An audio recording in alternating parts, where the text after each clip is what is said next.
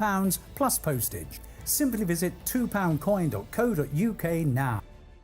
Great tasting coffee shouldn't cost a fortune. That's why McCafe coffees are made with 100% Arabica beans and fresh organic milk and start from only $1.39. Visit bingoaliens.com/bingo for a cosmic range of bingo games, taking bingo to another dimension at bingoaliens.com/bingo. Someone's happy. Get that lucky cow feeling with luckycowbingo.com/bingo, the site that's bursting with beautiful bingo games.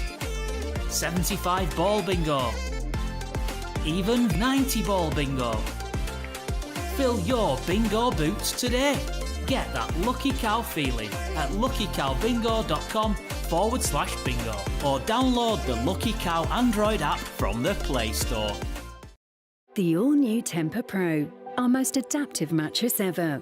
Born from NASA technology, billions of ultra-sensitive cells relieving even more pressure for ultimate comfort and support.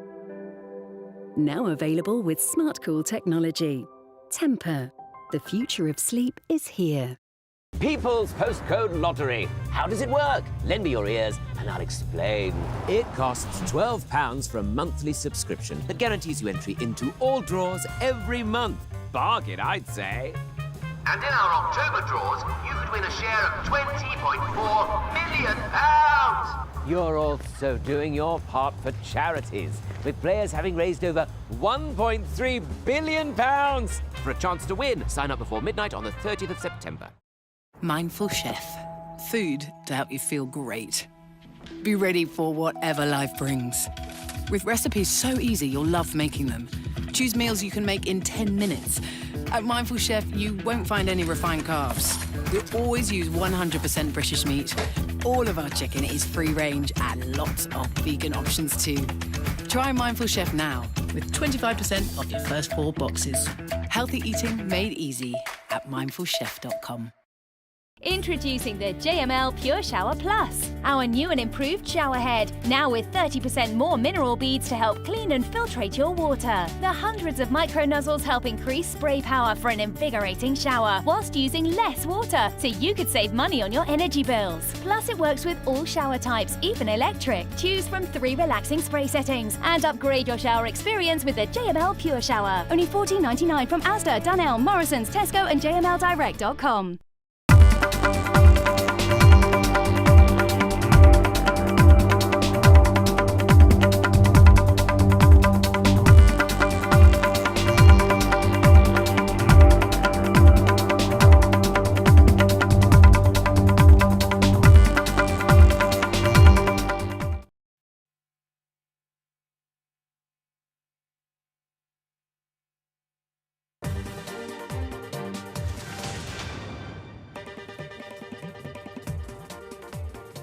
Good evening. You're watching India Global. I'm Gauri Dwivedi. Let's get you the headlines this Tuesday evening.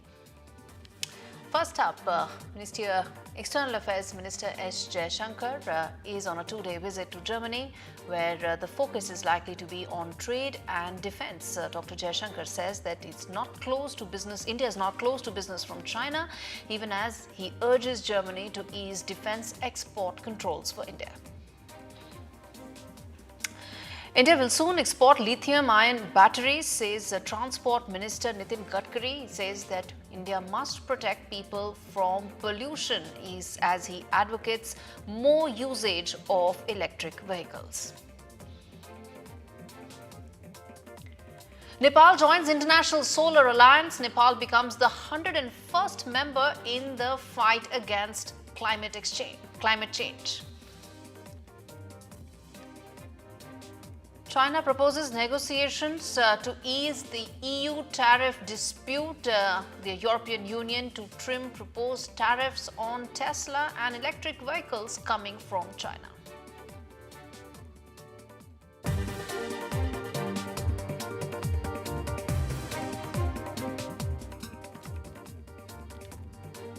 All right, let's get a first important update for our viewers. External Affairs Minister Dr. S. Jaishankar is on a 2-day visit to Germany to strengthen bilateral relations and prepare for German Chancellor Dr. Olaf Scholz' upcoming trip to India that's lined up for mid of October. Speaking at the annual Ambassadors Conference of Germany's Foreign Office in Berlin, Dr. Jaishankar highlighted India's position on the Ukraine war and the growing significance of Quad in the Indo-Pacific, while the German Foreign Minister thanked India for cooperation over the past 2 years amidst the ongoing Ukraine war. Listen in to what he had to say. We come back and talk more on that. We don't think that this conflict is going to be resolved in the battlefield. That at some stage, there's going to be some negotiation. Now, when there is a negotiation, the main parties, I mean, in this case, Russia and Ukraine, have to be at that negotiation. That it cannot be that the negotiation is everybody else taking a position and then going to Russia and saying, okay, this is our collective position. Maybe, that could be one facet of it, but eventually there has to be a negotiation. We also don't think that conflicts are a good way of resolving differences. I mean, countries have differences, neighbors especially have differences. But we don't think this is an era, given the interdependence. We've all seen the consequences of this conflict across the world. That there are parts of the world far, far away where it's created a food crisis, it's created a fuel crisis, it's actually created political crisis. All right, let's get in my colleague Mohammad Ghazali to fill us in with the very latest on this. Take it away, Mohammad Ghazali, fill us in with what all can we expect from this visit. I'm not getting audio. Go ahead, I can hear you. External Affairs Minister Mr. Jaishankar is in Germany, and in the past 24 hours he has made two vital points. One about the conflict in Gaza, saying that how taking hostage or killing people in Israel is what India doesn't support, but India also supports the humanitarian need which is needed by the people of Gaza. India also demands for a ceasefire in the war between Israel and Hamas. And today, while talking about India's position in the conflict between Ukraine and Russia, Mr. Jaishankar said the same thing what the Prime Minister had said earlier, that solutions cannot be found on the battlefield. And it's not a zero-sum game when it comes to conflict or war-like situation, because no one party in this conflict can take a firm position and then expect negotiations. And that is what Mr. Jaishankar said today, that everybody knows that what needs to be done, and for which India is always ready to mediate, but then both the parties will also have to agree on certain, they will have to give certain concessions when it comes to this conflict, and that is when a probable solution can be found. And he made a very remarkable point that due to this conflict, even people who are not associated with this conflict are also getting affected, like how when the Ukraine-Russia war started, we had a food grain crisis in the West, and that is when India as well as Iraq and other countries had to mediate, Turkey had to mediate for the passage of food grains through Red Sea. Okay, all right, Mohammed. Thanks much for speaking to us, and appreciate you taking out the time to decode that for us. Shifting focus now to the first big discussion on the show, which is the future trajectory of the India-Bangladesh ties. Where are they headed at a time when there's commentary coming in from Dhaka which seems to be not in the right spirit? In fact, BNP leader has slammed India for what he calls in terms as dominance politics, essentially saying that New Delhi is trying to dominate over its neighbors. In fact, the Bangladesh foreign advisor to the Yunus government has said that the border killings right now are hindering ties between India and Bangladesh. So in the backdrop of these conflicting signals coming in, we ask the larger question, which is that are there now growing signs of anti-India elements getting emboldened?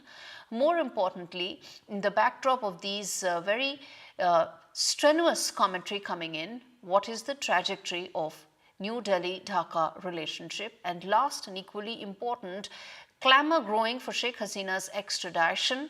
What does that mean for the larger India-Bangladesh relationship? All right, let's get in. My guests joining me this evening, Ayanjeet Sen, Salim Samad. Salim, let me start with you, which is that some of the commentary that's coming in from Dhaka is acrimonious, to say the least, but could also have a larger bearing on the relationship between New Delhi and Dhaka. Thank you for having me. I don't think there will be any problem with with the Bangladesh-India relationship or Delhi-Dhaka dialogue, which is to continue. Today, the Indian High Commissioner has met again another advisor on, of course, economics. So, and they have mentioned that there will be no problem with the bilateral mega So projects. why not rein in some of these elements? Number one. Number two is that when you're talking about the border clash, it is true that this has happening for the last 20 years, and the former regime had also placed their protest several times, or maybe 100 times, and every time there is a protest, they're always on the Indian side.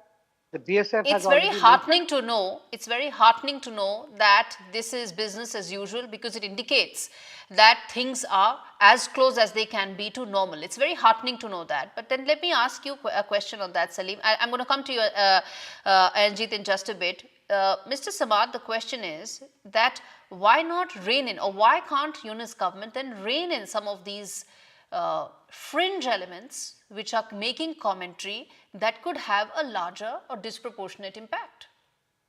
Bangladesh Nationalist Party have been saying this for the last 25 years. There was nothing objection before, because it is the Yunus government. So the BNP or the Bangladesh Nationalist Party is talking about India-Bangladesh relations. That is not going to hurt, because BNP is nowhere in the party. They were no in the government. They are nowhere on the sideline of this interim government. So it doesn't matter what they say. The most important is what is the interim government is talking to Delhi. That is very important. And of course, the border issue is a very crucial and very most, I would say that it is one of the most, I mean, for example, since January of 2024 and June, and of course this September, about 15 Bangladeshi nationals were shot and killed by BSF, and more than 20 have been injured. Let's not talk about the injury.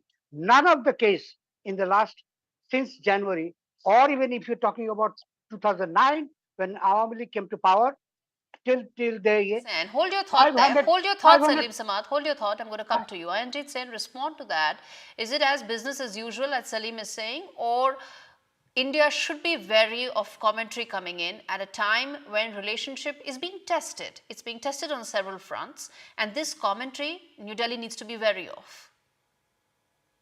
Well, I think so, because like a burning cauldron, what happens is primarily what's happening right now.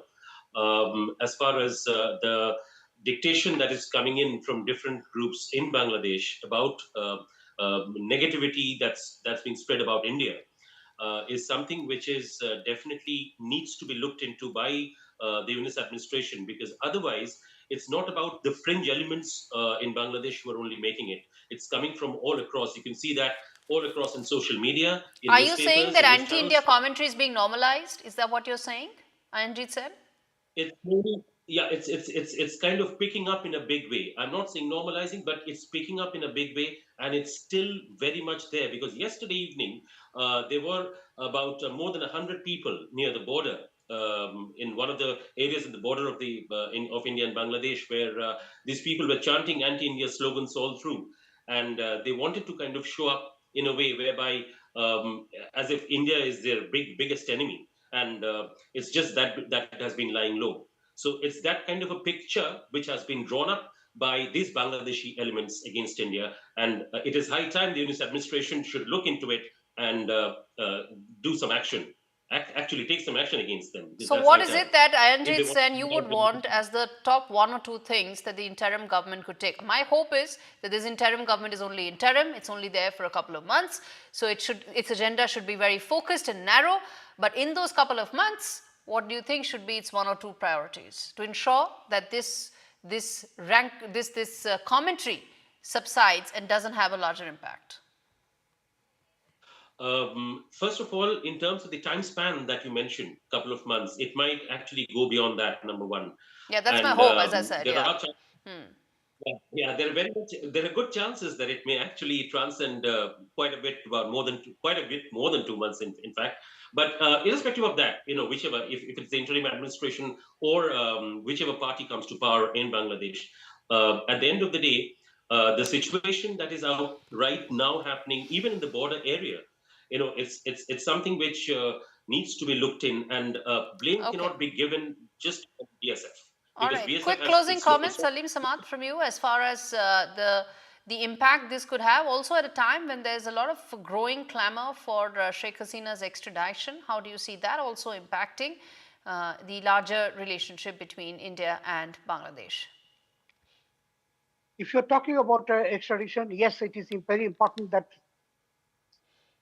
Professor Yunus has already mentioned this to Narendra Modi on the telephone, that they have a couple of steps have been taken. That number one, his phone connection, connectivity has been stopped in the safe house where she's living in Delhi. Okay. So this is number one. Number two, it's very important that she should be extradited for the murder of the 640 students. I think, sir, 5th of August is now so far back in time that we can now let our emotions not take the better of us as far as Bangladesh is concerned. Sheikh Hasina's extradition is concerned. We're going to come back and talk more on that, but we're going to slip into a very short break, come back on the other side and talk more about India's chip ambitions. Where do they stand now? Big push coming in. America is supporting. The geopolitical climate is supportive. What does that mean? We come back and talk more.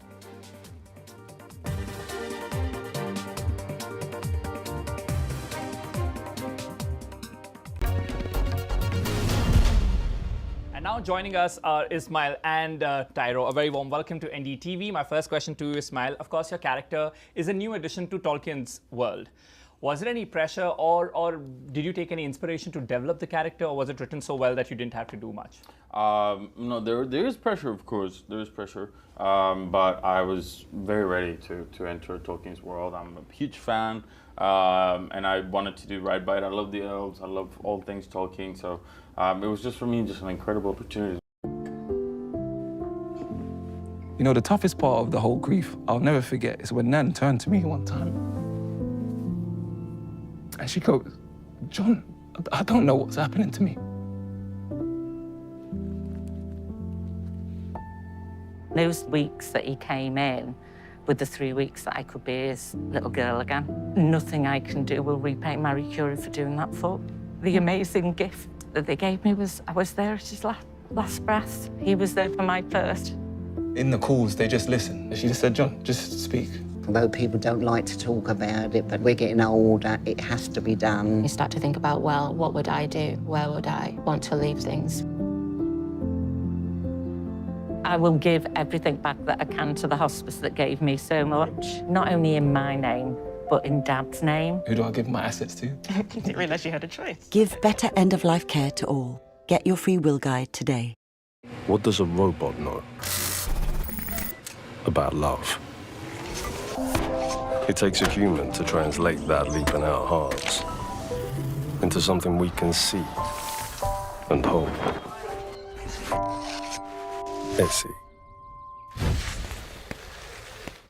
Mindful Chef. Food to help you feel great. Try Mindful Chef now with 25% off your first 4 boxes. Healthy eating made easy at mindfulchef.com.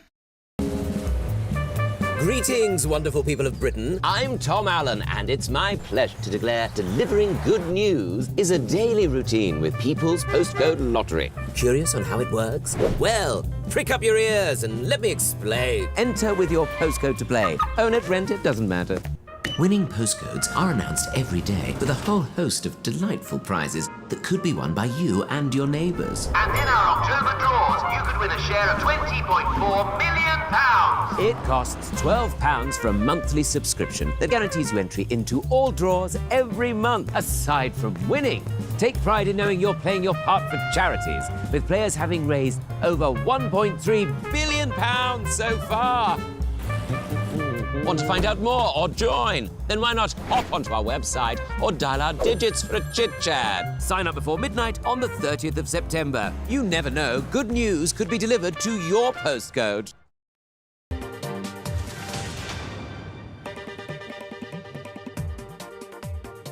Welcome back. You're watching India Global. It's time to now focus on the big semiconductor push. Well, the numbers are mind-boggling. 20 proposals, possibility of 7 crore chips per day, 1.52 lakh crore is the approved projects, worth Three have already broken ground this year. Committed funds is 62,000 crores already, could go up to 76,000 crores. To talk about all these numbers, put them in perspective amidst the geopolitical climate is exactly what we will be discussing. Pankaj Mahindru joins me along with Ambassador Jaishankar. Pankaj Mahindru, President of, Chairman in fact of ICEA. Thank you so much, sir, for taking out the time. My first question, sir, these numbers seem to suggest that we may be late on the semiconductor story, but we are now more than catching up. Yes, I think India has made incredible progress in a very short. This was conceptualized only 2.5 years back. And the progress is remarkable. And this is happening at a time when the almost the entire democratic world and otherwise is investing in semiconductors in a very big way. Because it is expected that semiconductor demand will shoot up from 550 billion to over $1 trillion in the next 5-6 years. In face of that, India has been able to ground 5 good proposals. That is quite excellent. It is this is something as big as the atomic energy and the space program of India. In fact, in the longer run, this will be, I think, an incredibly useful program for India. And industry is very pleased with the way things have panned out. It's a very important thing that you said in terms of how significant this could be, maybe as much as our space mission. Ambassador Meera, I'm going to come to you in just a second, ma'am. But one question I want to ask you, Mr. Mahindru, is that when you look at the ambitions that India has, whether it is in the 28 nanometer or the 40 nanometer, essentially it wants to cover the lower end of the chip cycle, the chip ecosystem. Does that mean it could get there faster? Because a lot of that technology is now stable and already in place. That's not a fact. That's not a fact. We are straddling the entire 360. Okay. The supply chain, semiconductor product design, where some incredible designs are going to come out. You see, semiconductor industry is not all about fabs and the supply chain of the fabs. A lot of value is embedded in the design. Companies like NVIDIA have proven that. So India is working on design as seriously as the fabs and packing. So packing is what, Malaysia does a lot of packing and Taiwan does a lot of packing. So the 3 proposals are packing proposals. In fact, the 4 proposals are packing proposal and 1 is the fab, which are getting grounded. The DLI, which is design linked incentive scheme, already 13 companies are participating in that. Yes. And there are a lot of people who are getting supported with free tools. These startups, and typically these are startups. For example, ARM was a startup. Right. 30 years back. These companies Absolutely. started as startups.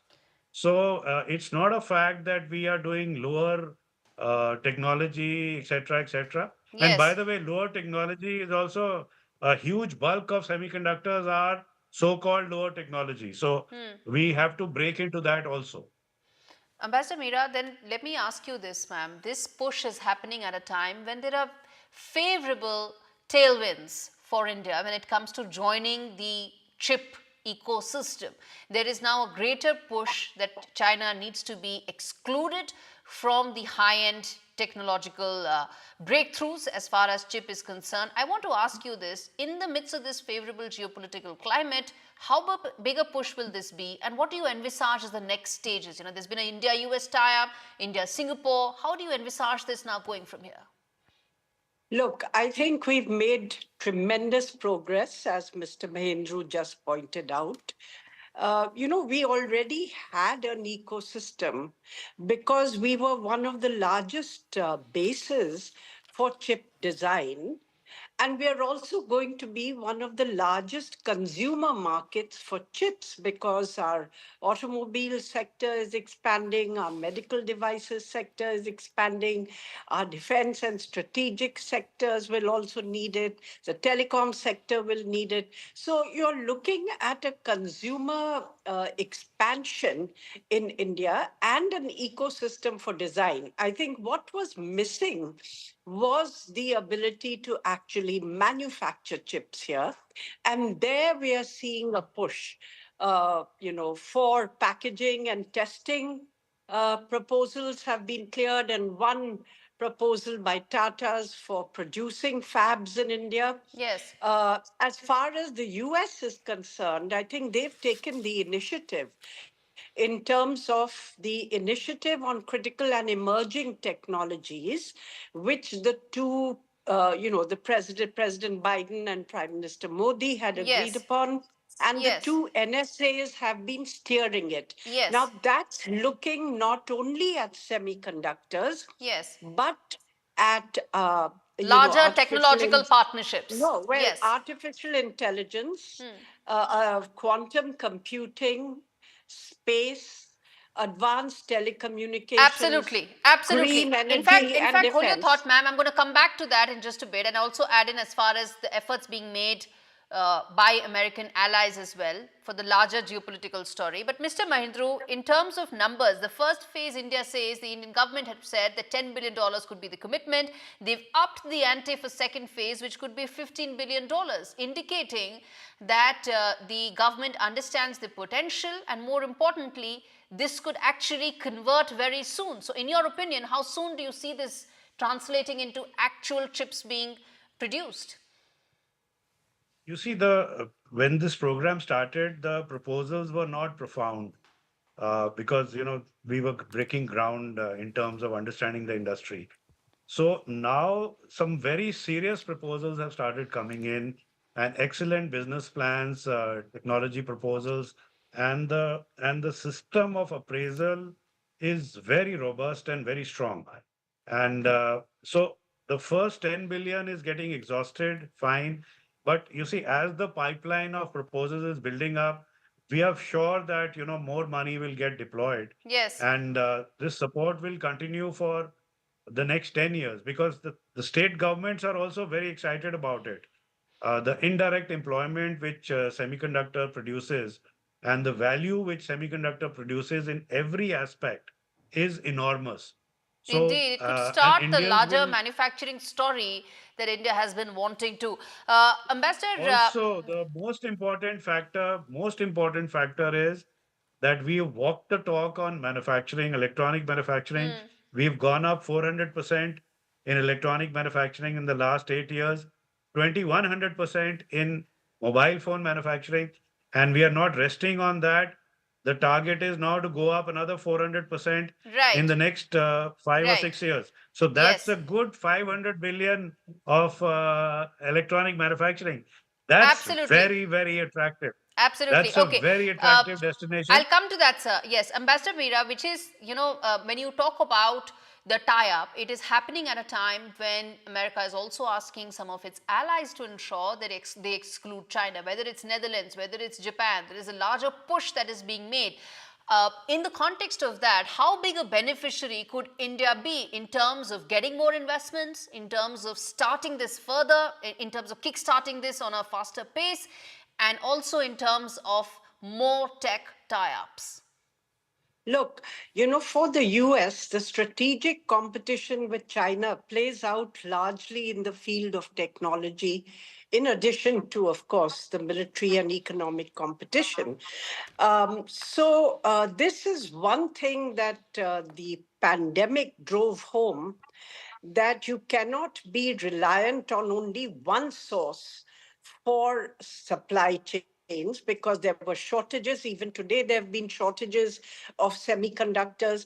And the other is that the US has put in place sanctions against export of sophisticated semiconductor technology and chips to China, including their allies. Yes. If they use US parts, the sanctions cover them, and they have to get approval from the US government to be able to export to China. So there is a determined push by the US to diversify sources of supply in critical and emerging technologies, and certainly not be, cooperating with what they consider their strategic competitors. And that's a window of opportunity for India. Yes. We are seeing it kick-started, but I think we have to do as much as we can to benefit from this window, because it's a short window. It's a short window. I'll tell you what, I'm completely out of time, but 10 seconds I want to tell this and our viewers, which is that in 2005 is when I started as journalism. I heard the word fab for the first time. 19 years later, I'm just so delighted that finally we are actually looking at some of these investments materializing sooner than we know. Thank you so much, Ambassador Meera Shankar and Pankaj Mahindru, for taking out the time and speaking to me on India Global.